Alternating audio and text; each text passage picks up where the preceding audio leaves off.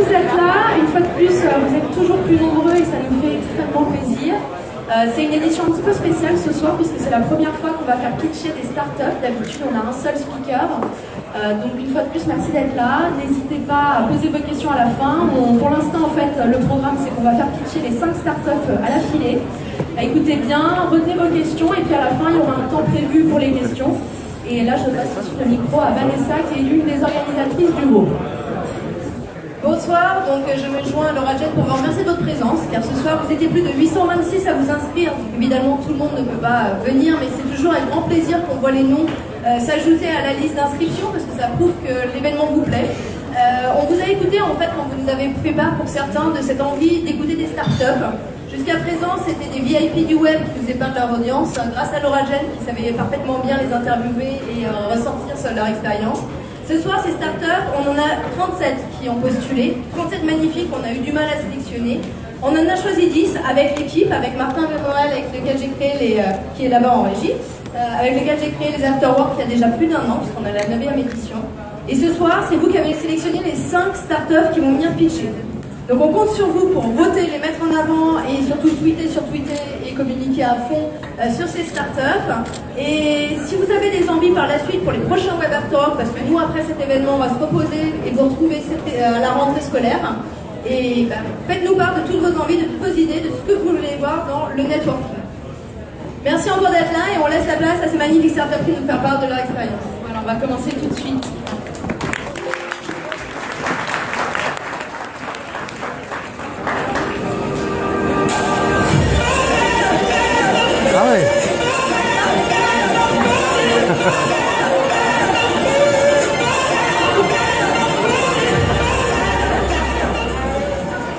Alors on va commencer tout de suite avec une startup qui s'appelle MaCommune IT et j'ai l'immense plaisir d'accueillir Mouna Badi ici à ma gauche et Donia El Ghazi qui est donc ici à ma droite. Les filles, je vous laisse pitcher, vous avez 5 minutes, top chrono, à vous de jouer.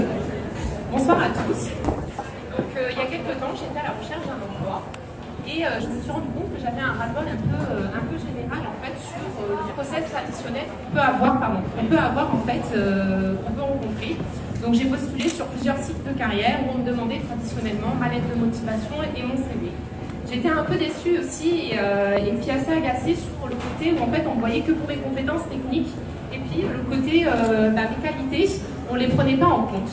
Et ce que je voulais en fait, et ce que je recherchais avant tout, c'était un poste où je pouvais autant m'épanouir humainement, mais aussi sur toutes mes compétences professionnelles et techniques. Du coup, bien sûr, depuis j'ai trouvé le job de mes rêves. Et aujourd'hui, j'ai de nouvelles problématiques en fait, qui se sont ouvertes à moi, où en tant que recruteur, je rencontre plusieurs problématiques quand je rencontre des candidats en entretien. Je suis assez lassée en fait de rencontrer des candidats qui ne sont pas justement, qui n'arrivent pas à s'inscrire et à être en phase avec le bon fonctionnement, avec le mode de fonctionnement de mon entreprise. Et j'ai des collaborateurs aujourd'hui qui ne s'inscrivent pas dans la durée. Ce que je voudrais en fait avant tout, c'est pouvoir en fait qualifier des profils, donc les meilleurs profils pour mon entreprise et ce bien sûr au-delà juste du CV. Je comprends parfaitement bien ta problématique, Donia, et d'ailleurs, c'est pour ça qu'après une quinzaine d'années d'expérience dans le domaine de l'informatique, j'ai décidé en octobre 2014 de créer MyCommune IT, la première plateforme de recrutement par affinité dédiée à la communauté informatique et digitale. Donc MyCommune IT, c'est avant tout, à l'instar des sites de rencontres par affinité, Un peu comme Tinder. un peu comme Tinder, effectivement. C'est une plateforme qui met en relation des candidats et des recruteurs sur des critères qui ne sont pas liés qu'au CV et qui sont liés également à la personnalité, aux affinités, au business model et à l'état d'esprit de l'entreprise.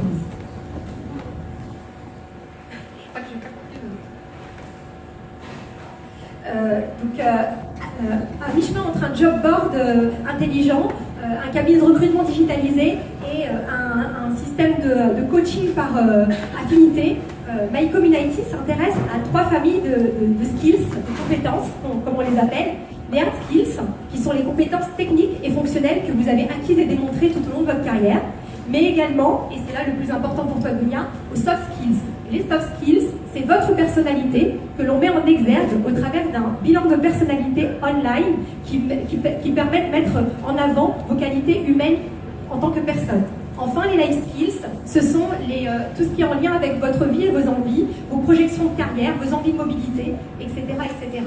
Enfin, on a développé un algorithme de bout en bout qui est pointu et technique et qui permet de prendre en considération l'ensemble de ces affinités et de matcher en temps réel le candidat idéal pour l'entreprise idéale.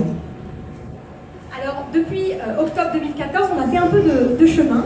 La plateforme a été lancée très officiellement le 15 septembre 2015, donc un peu moins d'un an. On a déjà plus de 10 000 candidats dans notre base de données, dont 5 000 qui sont 100% inscrits avec le process d'inscription traditionnel. Enfin, l'été dernier, on a réussi à convaincre des investisseurs, un business angel qui a été séduit par notre projet et qui a investi 1,5 million d'euros, ce qui nous a permis de recruter une équipe jeune, dynamique et qui prend le projet et qui nous permettent au quotidien d'aller séduire les clients. On travaille avec des grands comptes comme des plus petits comptes et des startups. 2-3 exemples, Price Minister, Médiamétrie, le groupe Spire, etc. On est déjà en train de préparer une deuxième levée de fonds puisque ce qui nous intéresse maintenant, c'est le My Community de demain. Et My Community de demain, c'est une plateforme de mobilité qui servira aux grands comptes à les aider dans leur prise de décision et pilotage des talents. Quel meilleur talent pour quel meilleur poste. Et donc voilà, Dunia, ce que je te propose peut-être, et on a 2 secondes, c'est de pouvoir illustrer finalement tout ce que je viens de te dire au travers d'une petite vidéo. Lui, c'est Florent. Il est en poste dans un grand groupe bancaire où l'orientation et le mode de fonctionnement n'est pas toujours en adéquation avec sa vision des choses. Roger, son responsable, attend de lui beaucoup de rigueur, de productivité et de respect des règles existantes. Dans la vie, Florent est un créatif qui rêve de nouveautés. Il aime la diversité et rêve d'aventure. Il recherche la liberté d'action et aime multiplier les nouveaux projets, ce qui n'est pas compatible avec son poste actuel. Alors, Florent a eu sur My Community, renseigne ses compétences techniques et passe un bilan de personnalité qui met en avant ses qualités humaines. À partir de là, il a accès à des offres d'emploi en parfaite adéquation avec lui. De cette manière, il a pu trouver rapidement une opportunité dans une start-up innovante où il peut laisser libre cours à sa créativité.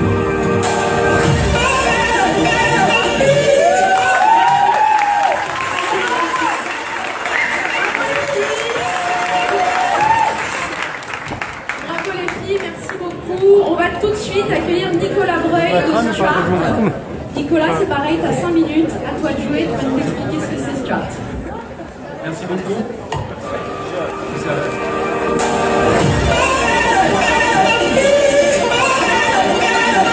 C'est marquant le budget.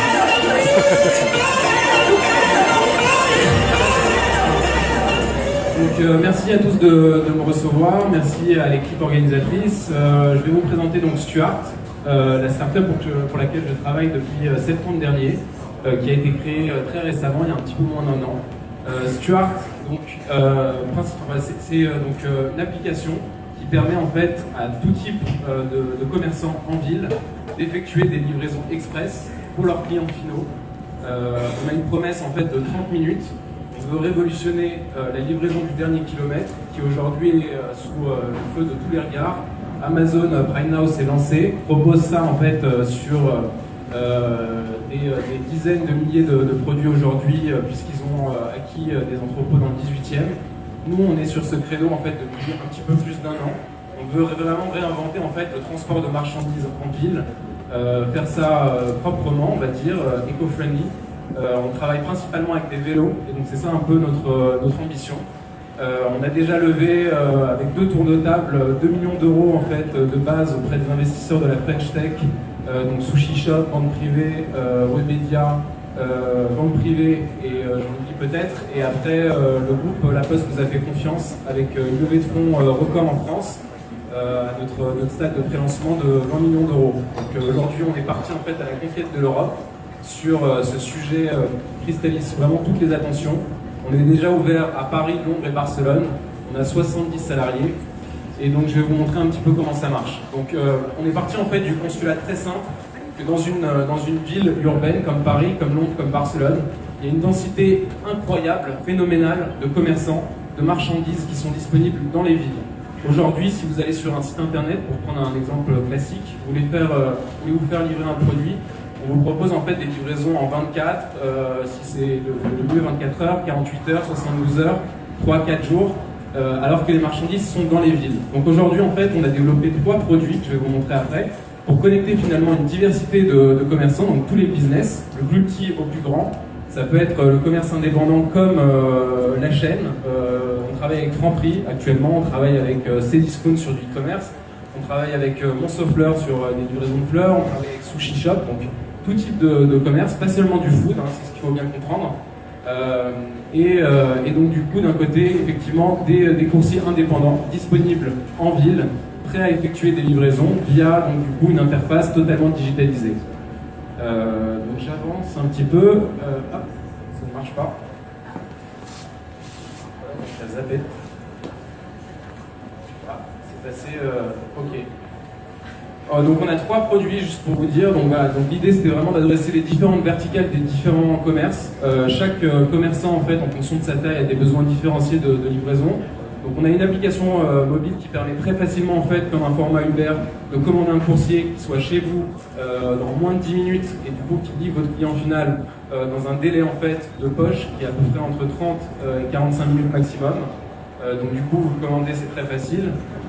Vous avez une web application ou dashboard, comme on l'appelle chez nous, ce qui permet en fait du coup d'avoir un outil en SaaS où vous avez un répertoire de clients, vous avez le tracking de vos commandes, vous pouvez automatiser en fait différentes livraisons, c'est-à-dire un petit peu comme un tweet deck pour ceux qui connaissent un peu le social media. Vous arrivez le matin, vous avez 20 livraisons à faire et du coup vous les paramétrez en fait avec des triggers aux différentes heures de la journée pour qu'après vous ayez juste à réceptionner le coursier chez vous et à lui donner le colis. Et on a donc une web application, puisque comme vous le savez, les plateformes e-commerce, aujourd'hui tout le monde aime faire son shopping sur le web. Et donc du coup l'idée c'était justement d'armer toutes ces plateformes avec un outil hyper performant et de pouvoir automatiser ces process et de pouvoir demain proposer par exemple des produits de la Fnac, de Mainlook, de tout type de e-commerçant en 45 minutes en main propre via un coursier sur Art. Donc rapidement quelques métriques. Aujourd'hui donc du coup je vous disais donc on a une picking time, donc temps d'approche en fait d'un coursier sur un point de vente de 8 minutes. On a un picking distance average de 1 km pardon.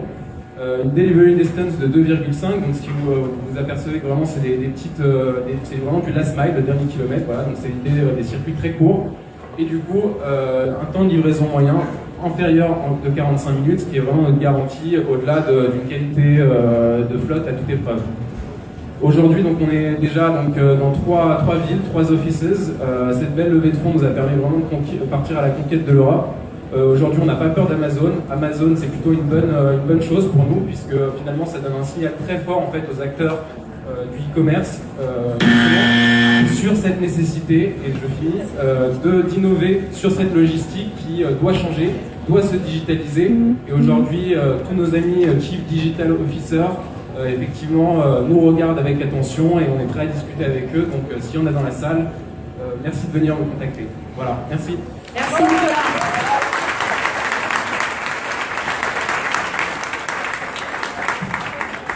Alors on va tout de suite passer à Julie Desk avec Pierre-Louis Morel. Pierre-Louis, c'est à toi de jouer. Pareil. Bonjour à toutes et à tous.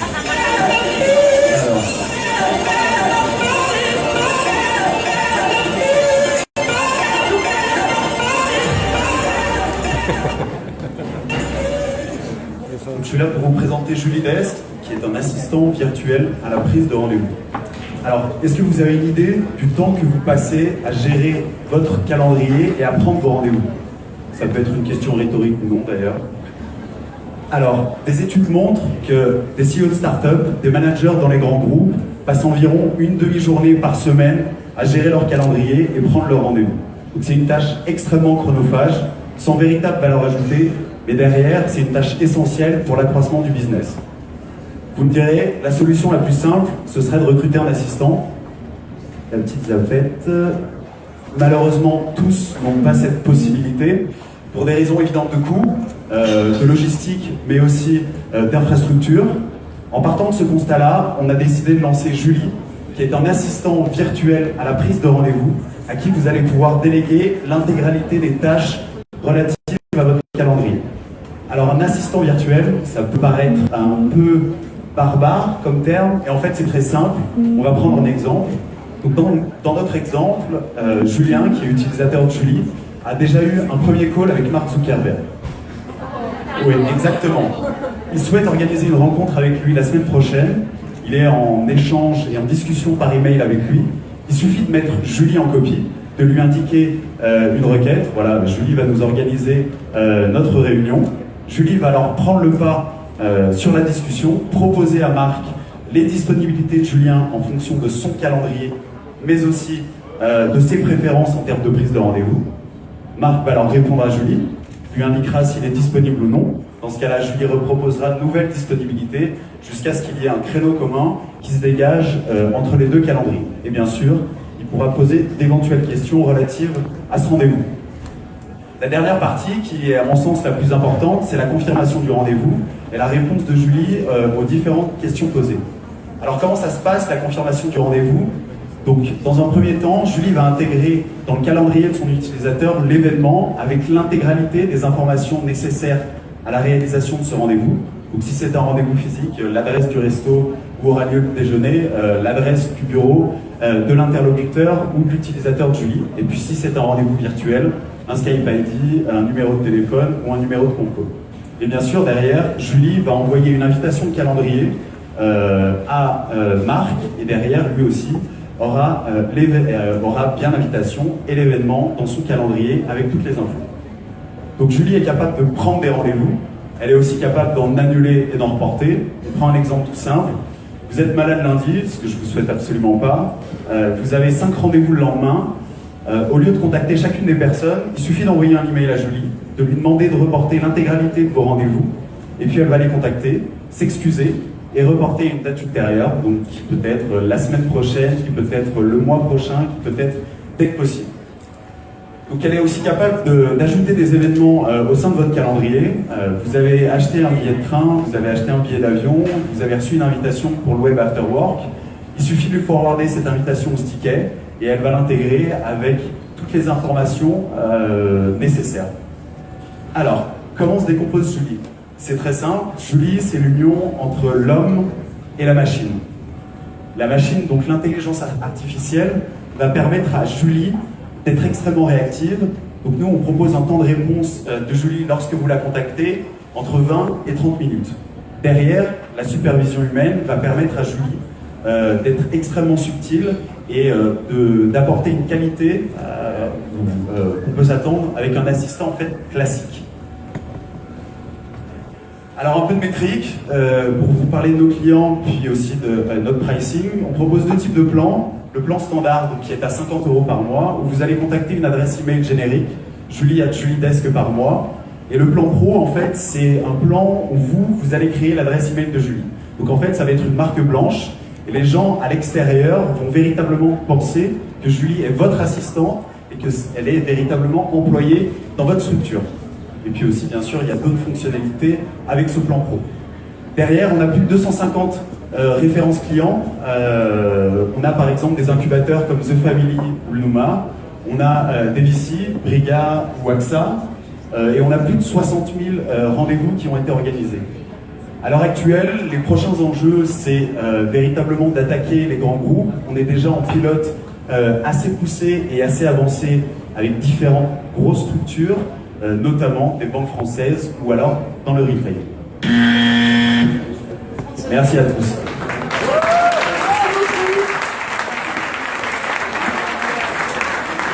Alors on accueille tout de suite Anaïs Baru qui va nous parler de Damae Médical. À toi Anaïs. Pareil, 5 minutes.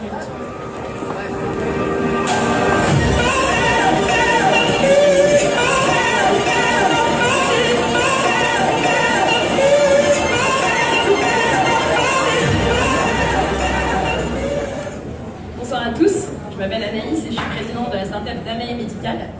Je suis sûre que vous tous, dans cet énorme bar, vous adorez être au soleil. Et ce qu'il faut savoir, c'est que le soleil, lui, ne vous aime pas autant. En effet, la majorité des cancers de la peau sont dus à une surexposition de votre peau au soleil. C'est le cancer dont le nombre de cas a le plus augmenté au cours des 10 dernières années. Un cancer diagnostiqué sur 3 aujourd'hui est un cancer de la peau. Il y a des zones géographiques plus touchées que d'autres, l'Europe de l'Ouest, l'Amérique, l'Australie. 2 Australiens sur 3 touchés par un cancer cutané au cours de leur vie. Donc c'est un vrai problème de santé publique. Et vous avez dû entendre parler du mélanome.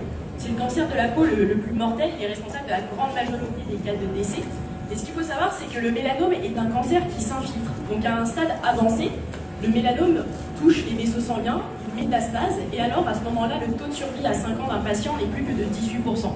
Mais ce qui est très important de comprendre, c'est qu'on peut s'en débarrasser si le mélanome est diagnostiqué à un stade précoce, lorsqu'il est présent uniquement dans les couches superficielles de la peau. À ce moment-là, le taux de survie du patient est de 98%. Il suffira juste d'enlever l'anomalie. Et aujourd'hui, voici la chaîne de valeur pour le diagnostic du cancer de la peau. Vous savez que chez votre dermatologue, il visualise simplement à l'œil nu ou à l'aide d'une loupe, dans le meilleur des cas, votre anomalie cutanée. Donc il va simplement voir des critères de surface, la couleur, la taille, des critères vraiment macroscopiques qui ne reflètent pas du tout ce qu'il y a en dessous de la peau à l'échelle microscopique. Et s'il a une suspicion, comme il ne peut pas voir à l'intérieur de la peau, il va faire un prélèvement. Et comme il ne peut pas voir avec un œil microscopique, il va le passer sous un microscope. Donc c'est un processus très long, environ 15 jours, mais surtout pas très fiable. Il y a la grande majorité des biopsies qui sont effectuées qui sont en fait bénignes, donc qui auraient pu être évitées si on l'avait su dès le début, et qui auraient pu sauver du temps, des cicatrices aux patients, mais aussi des coûts pour le système de santé. Et pire que ça, il y a un mélanome sur 3 qui n'est pas diagnostiqué par le dermatologue dans son cabinet parce que les premiers signes n'étaient pas encore visibles à la surface de la peau. Et ce que nous avons développé chez Damae Medical, c'est un microscope qui s'utilise directement sur la peau. Donc on l'a appelé Olive. C'est une solution optique qui est basée sur une technologie qui vient d'un laboratoire du CNRS, du Centre National pour la Recherche Scientifique. Et on arrive à avoir une qualité d'image identique à celle qu'on obtient normalement sur le tissu prélevé, mais directement par contact avec la peau. Donc on va à la fois réduire le nombre de biopsies inutiles, mais aussi permettre une détection précoce et donc augmenter le taux de survie du patient. On obtient 10 images par seconde, donc c'est comme un peu une échographie, sauf que la résolution est 1000 fois meilleure, on est à l'échelle micrométrique et non plus millimétrique. On a ce genre d'image qui ressemble vraiment aux images normalement obtenues avec un microscope. Et maintenant que la partie hardware optique est validée, on a une vraie stratégie numérique pour supporter au mieux le dermatologue en pointant le carcinome, le mélanome en temps réel et pouvoir l'alerter au plus tôt. Aujourd'hui, donc l'équipe, on est 3 cofondateurs extrêmement variés avec un profil scientifique chercheur, un ingénieur qui s'occupe de la partie industrialisation et moi-même sur la partie plus marketing, partenariat et financière. L'équipe, aujourd'hui, on est 10 personnes, on a construit un premier produit qui a été validé cliniquement et on commence un essai clinique sur 300 patients à partir du 1er septembre 2016. C'est un grand moment pour nous, on pivote beaucoup. On a des besoins en recrutement, aussi bien business, marketing que technique. Et on est en train de faire notre première levée de fonds en ce moment qui nous permettra d'aller jusqu'à la commercialisation de notre dispositif. Voilà, en 2 mots, demain, grâce à un dépistage très simple, non invasif et immédiat, on a réellement les moyens de tuer le cancer de la peau avant qu'il ne tue quiconque. Merci beaucoup et bonne soirée.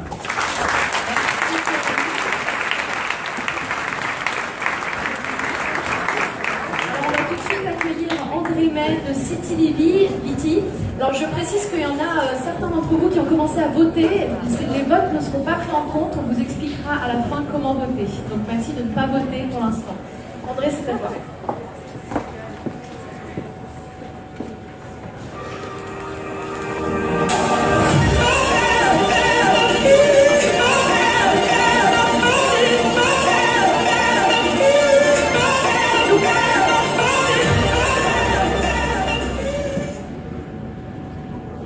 Bonsoir, très heureux d'être là pour répondre City. Donc, je suis André May, cofondateur de cette belle société. J'espère que vous échangerez tous et cette équipe avec cette application. Et donc, premier constat, en fait, quand on cherche à contacter son syndic, son bailleur, où qu'on soit, chez soi dans la ville, c'est toujours difficile. Je ne sais pas si d'entre vous, quelqu'un a cherché à contacter ces 3 derniers mois de son syndic. En général, les métriques montrent que ça prend plusieurs jours, parce qu'on oublie, etc. Donc ça, c'est le premier constat. Deuxième constat, vous le savez tous, aujourd'hui, il y a plus d'un million d'applications en circulation. Il y en a 30, on en utilise maximum 30, et sur les 30, il y en a 20 vitales, Twitter, Facebook, etc. Et puis, voilà, sur les 10, nous, ce qu'on souhaite, c'est être dans les 10 dernières. C'est un sacré objectif, je vous en Alors, voilà, donc la solution qu'on apporte, c'est une application qui est unique et qui fonctionne dans tous les immeubles dans un premier temps de France et dans toutes les villes de France.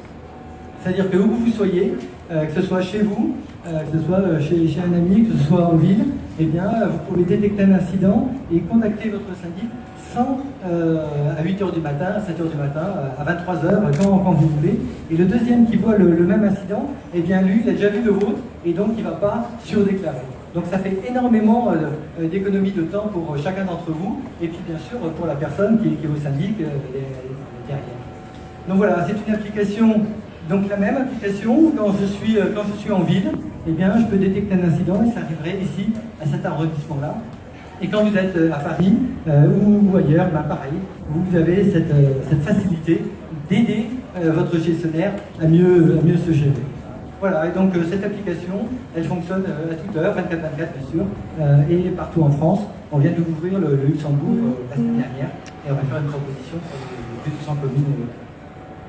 Voilà, donc vous voyez que cette application, la marque de fabrique, hein, c'est les 12 ronds qui permettent à toutes les générations, les jeunes générations, les générations plus âgées, eh bien, de détecter un incident. Et notre objectif, hein, c'est de détecter un incident, d'aider son gestionnaire en moins de 60 secondes.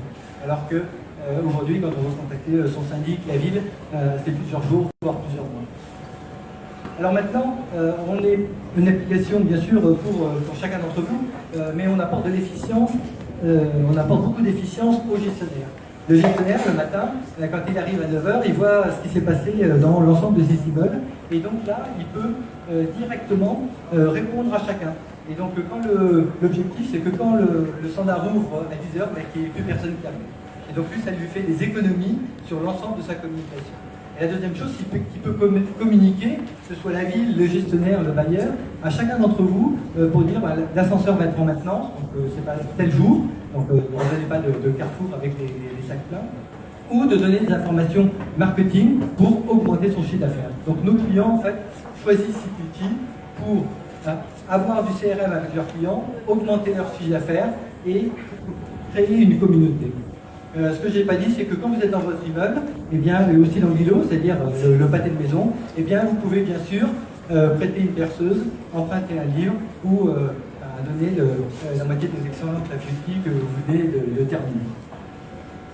Et maintenant, en plus de toutes ces fonctions qu'on trouve donc chez soi dans la ville, qu'on va trouver aussi bientôt, par exemple, dans une gare SNCF pour communiquer avec la SNCF, puisque chacun d'entre vous, et les études le montrent, eh bien, on veut bien passer 30 secondes, 1 minute, 2 minutes à aider son environnement pour qu'il soit meilleur. Et donc nous, on veut être l'application de cet élan communautaire et cet élan sociétal. Voilà, et donc il y a deux choses qui sont vraiment uniques chez nous, en plus du reste, en plus d'être une application unique. Eh bien, c'est l'Ecomac qu'on a sorti ce matin et qui répertorie dans un premier temps à Lyon, parce que nous sommes lyonnais, et j'espère à Lyon, à Paris et dans toutes les villes de France, de tout ce qui est éco-citoyen qui nous entoure. Et ce qui est extraordinaire, c'est que ces points, en fait, c'est vous qui allez les détecter. Hein, c'est pas la ville qui va les mettre. C'est chacun d'entre vous, si en sortant ou demain ou d'ici la fin de semaine, vous détectez un point éco-citoyen, eh bien, ça permettra à tout le monde d'en profiter et de savoir où est sa poubelle de verre ou redonner vie à des habits qu'on souhaite donner.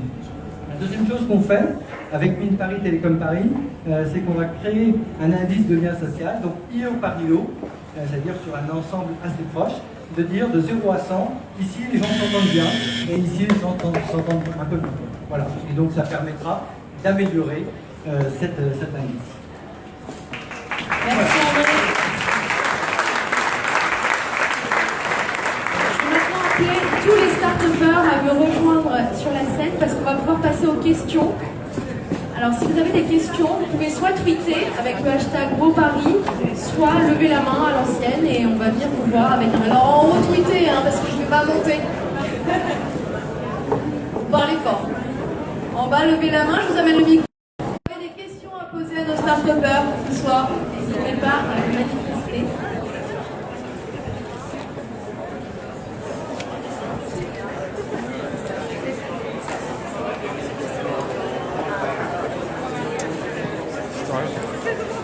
Est-ce que vous avez des questions entre vous? Il y a une question ici.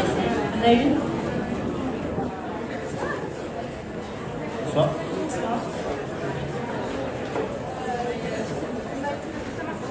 My Community, oui. On doit souvent développer une startup par rapport aux consommateurs.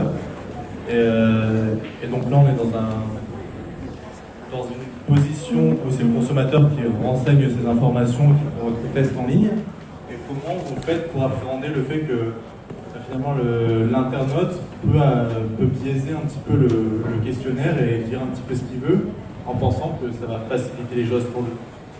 Alors déjà, merci pour ta question. Juste pour t'apporter une précision, c'est pas un questionnaire. Il ne s'agit pas de juger en fait et de dire qu'une personnalité est moins bonne qu'une autre personnalité.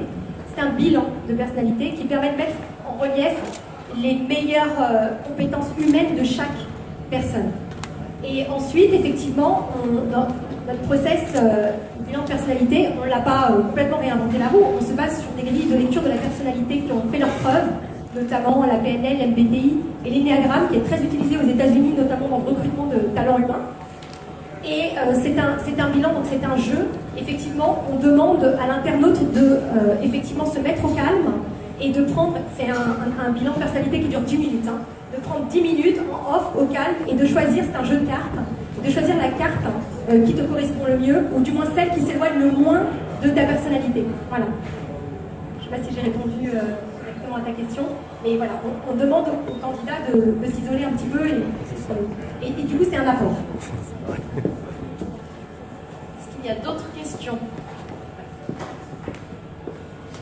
Oui, c'est pour My Community. J'aimerais savoir d'où vient cette idée. My Community. Alors en fait, effectivement 5 minutes c'est un peu court pour pitcher. Je suis moi-même, en fait j'ai 15 ans d'expérience dans le domaine du recrutement IT et digital, et j'ai été moi-même recruteur pendant de nombreuses années. Et c'est parce qu'effectivement, je ne trouvais pas de solution de recrutement qui me permettait, une fois avoir réceptionné une quantité de CV, de pouvoir détecter quelle est la personne la plus appropriée pour le poste. Et donc, l'idée m'est venue là, en fait, de mon expérience terrain et puis de l'échange que j'ai eu avec les candidats durant ces 15 dernières années. On a une question pour Pierre-Louis via les réseaux. Est-ce que Julie est plus performante que l'assistance virtuelle de la SNCF? Une question d'Arnaud. Elle est pas mal celle-là. Je suis persuadé qu'elle est beaucoup plus performante. En tout cas, en termes de gain de temps, on considère que Julie, en fonction du profil bien sûr, fait gagner entre 2 et 4 heures par semaine. Donc voilà, c'est plutôt performant. Elle ne vous en fait pas perdre, c'est déjà ça. Arnaud pour cette question. Est-ce qu'il y a d'autres questions? Oui. Qu'est-ce qui se différencie de la concurrence? Vous n'êtes pas les seuls en fait à proposer ce genre de choses. Oui, effectivement, c'est un domaine qui est très concurrentiel, le monde du recrutement. Ce qui les différencie, ce sont deux choses. La première, c'est qu'on est spécialisé sur les métiers de l'informatique et du digital, c'est-à-dire tous les métiers du numérique et du web. Donc ça nous confère en fait une connaissance du marché, des techniques, de la technicité des profils. Et ce qui nous différencie, c'est le côté humain. Aujourd'hui, on est la première plateforme qui s'intéresse vraiment, en dehors d'un discours marketing, à l'humain. Dans notre process d'inscription, les soft skills et les life skills sont pour partie 75% du process d'inscription. Et donc les clients qui marchent avec nous, qui signent avec nous, qui sont des clients aujourd'hui, qui travaillent avec nous d'une manière récurrente, adhèrent au concept de se dire j'ai besoin d'en savoir plus sur l'humain et la personnalité des candidats avant de les intégrer. C'est vraiment l'élément différenciateur, c'est qu'on n'est pas juste un job board qui envoie des CV aux clients, on lui envoie des CV avec de la data sur les soft skills et les life skills. Alors j'ai une question pour Nicolas, une question de Thomas. Vous livrez principalement par vélo, est-ce possible d'avoir des précisions? Des précisions. Donc des vélos avec 2 roues, avec des pneus bien gonflés de préférence, parce que sinon c'est quand même embêtant. On peut glisser, les pots de banane à Paris on les connaît. Donc plus sérieusement, sans faire de blagues et sans jouer à la Coluche, je vais répondre à la question avec tout le sérieux que la question s'impose, qu'impose. Principalement en vélo effectivement, puisque voilà, Paris c'est quand même une ville de poche où on peut circuler rapidement. Je vous ai montré donc du coup que l'average delivery était à 2,5 km. ce qui fait que effectivement le vélo est hyper utile. Aujourd'hui, en termes de part, ça occupe 80% de notre parc. On fait effectivement aussi un petit peu de motorisé, donc des motos et puis aussi des voitures et des petits vans. Il y a aussi une question de taille du colis. Voilà, c'est aussi pragmatique que ça. Mais nous, on avait vraiment une volonté de faire évoluer la ville avec justement une politique, on va dire, de décongestion. C'est hyper important pour nous. Ça fera plaisir à Anne Hidalgo et donc c'est parfait. Voilà. Alors, une autre question pour toi. Pour Stuart, comment maintenir l'attractivité des livreurs face à la démocratisation des services de livraison? Alors c'est vrai qu'aujourd'hui c'est vraiment un petit peu la guerre de la livraison. Il y a donc, le côté commercial où effectivement il y a plein de services. Il y a aussi le côté coursier. Aujourd'hui nous ce qu'on essaie de faire c'est du coup les chouchouter. On a vraiment des liens assez amicaux avec eux. Donc ce sont tous des travailleurs indépendants pour qu'on soit clair. Donc du coup ils travaillent en fait lorsqu'ils le souhaitent, ils se connectent à la plateforme Stuart. Nous, on s'occupe vraiment de les aider en fait à se positionner, à optimiser leur placement pour avoir le plus de livraison, à leur donner des petits tips. Après, du coup, effectivement, ils se connectent. Il y en a plein qui sont sur différents services. Quand vous prenez un Uber, vous voyez souvent qu'il est sur chauffeur privé. C'est la même chose en fait dans le monde de la livraison et des coursiers. Et je pense que ce qui effectivement joue beaucoup. Donc il ne faut pas se mentir, il y a effectivement les gains, donc combien on paye par course. Il y a aussi l'attractivité de la marque. Et il y a après, on va dire, un petit peu le community management, c'est-à-dire tous les événements que vous faites autour. Nous, on a sponsorisé par exemple Stuart, la première course à pignon fixe à Paris, qui s'est déroulée à l'hôpital Saint-Vincent-de-Paul. On a aligné une petite équipe de coursiers. Donc on a vraiment envie de jouer cette carte, à la différence un petit peu de Toc Toc Toc, des Deliveroo, des Easy, Foodora. Vous êtes des livreurs de food, donc principalement vous transportez des pizzas. Nous on essaye d'axer notre discours sur le coursier, le sport, le dépassement de soi, la performance. Et donc dans notre communication, si ça transparaît, on essaie de mettre en avant ces profils et de les faire évoluer sur ce type de métier un petit peu avec une dimension sportive. On a encore 4-5 questions. Est-ce qu'il y en a dans la salle? Alors, bonsoir, j'ai une question pour Damae Médical. Déjà, depuis combien de temps vous êtes lancé et qu'est-ce qui a été la plus grosse difficulté en fait dans cet arrangement? Merci beaucoup pour la question. Je pense qu'il y a eu beaucoup de difficultés. La difficulté numéro 1, c'est recruter. Je pense qu'on est à peu près tous d'accord là-dessus. On a eu des mauvaises expériences assez rapidement parce qu'il a fallu juger les bonnes personnes qui correspondaient à la bonne culture. La société a été créée en septembre 2014. Aujourd'hui on est 10, mais on a sûrement que des locaux pour 25, donc on attend les candidatures. Mais voilà, en tout cas le recrutement pour nous c'est important, on a beaucoup travaillé sur la culture d'entreprise, pour que les talents restent et on attire énormément de talents et des meilleurs. Après le financement, c'est un prêt assez coûteux aussi en R&D, donc ça a été beaucoup de financement de l'innovation, d'attractivité aussi, il faut lever des fonds, tandis qu'on n'a pas encore de chiffre d'affaires, donc pour la valorisation d'entreprise c'est un vrai sujet. Et aussi l'internationalisation et l'aspect réglementaire parce que schématiquement il y a une réglementation par pays et du coup il y a quasiment un dossier technique et conditions générales de vente très très pointues, des mises aux normes un par pays, donc il y a eu vraiment beaucoup de... Enfin, on avait chacun un profil extrêmement unique et on a dû très rapidement gagner en compétences pour pouvoir être sur plusieurs. j'ai une question féministe et une question machiste, les deux pour Julie. La première, c'est pourquoi Julie est-elle Julie, une femme assistante forcément, et la deuxième, c'est comment prendre Julie en main. Voilà, Merci. Bon, je m'y attendais un peu, c'est pas la première fois. Alors pourquoi Julie? Parce qu'à l'heure actuelle, on est en train de créer un service et un produit qui s'occupe uniquement de l'agenda. À terme, on veut que Julie puisse prendre en main tout votre calendrier, tout votre agenda, et donc soit en fait multitask. Et on se rend compte véritablement que les hommes ne sont absolument pas capables d'être multitâches. Merci. Non, mais c'est vrai en plus, c'est vrai. Et le CEO s'appelle Julien aussi. Comment est-ce qu'on prend en main Julie? En fait, prendre en main Julie, ça prend 30 secondes. Vous pouvez la contacter via email, comme je l'ai dit dans le pitch. Et en fait, vous la contactez via du langage naturel, comme vous le feriez en fait avec un assistant classique. Donc voilà, vous avez des requêtes qui sont extrêmement simples. Il y a bien sûr quelques best practices à mettre. Voilà, quel type de rendez-vous vous souhaitez prendre, le lieu du rendez-vous, quand est-ce que vous le souhaitez l'avoir. Mais après, derrière, une fois que vous avez compris ça, c'est extrêmement simple, extrêmement rapide. Après, bien sûr, ça dépend des profils et ça dépend des personnes, mais je dirais moins de 24 heures. J'ai encore une question dans la salle. Je t'en prie, Léa. Déjà, je voulais vous féliciter pour cet exercice qui n'était pas simple. Parce que je pense qu'on a tous du mal à être à votre place ce soir. Et je voulais du coup rebondir sur Julie Desk. Je voulais savoir comment ça se passait pour les réunions d'équipe. Il y a plusieurs personnes qui sont sollicitées pour une réunion. Alors, ça dépend de deux choses. La première, il faut, pour que Julie puisse organiser un rendez-vous, qu'elle ait accès à au moins un calendrier.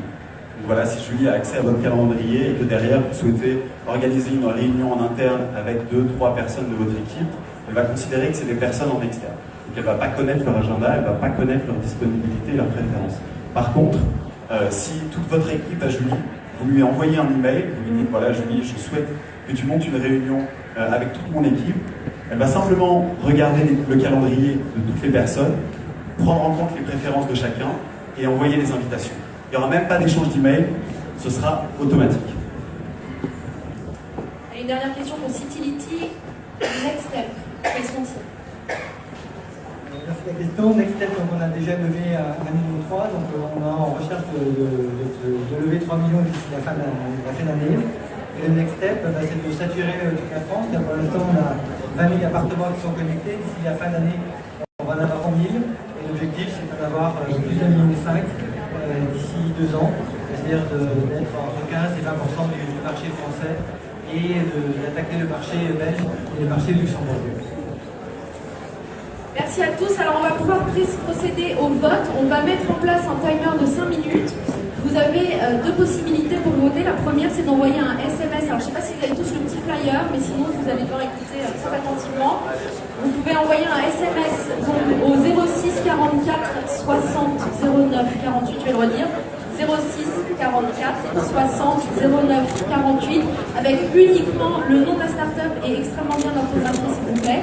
Et sinon sur Twitter avec le hashtag BonParis, pas de hâte, uniquement le nom de la start-up. Donc WAW Paris et le nom de la start-up sans le hâte ou sans le hashtag. Et vous avez 5 minutes pour voter, donc merci de prendre 5 minutes. Et après, vous pouvez tous aller boire un verre pour vous rencontrer, discuter avec le start-upper et leur poser toutes les questions que vous voudrez. Et profiter du lieu qui nous est mis à disposition, le player, pour savourer un moment de networking tous ensemble. Merci à vous surtout. On vous retrouve dans 5 minutes pour savoir qui a été élu par la communauté ce soir. En tous les cas, merci pour votre présentation à tous. Merci à tous.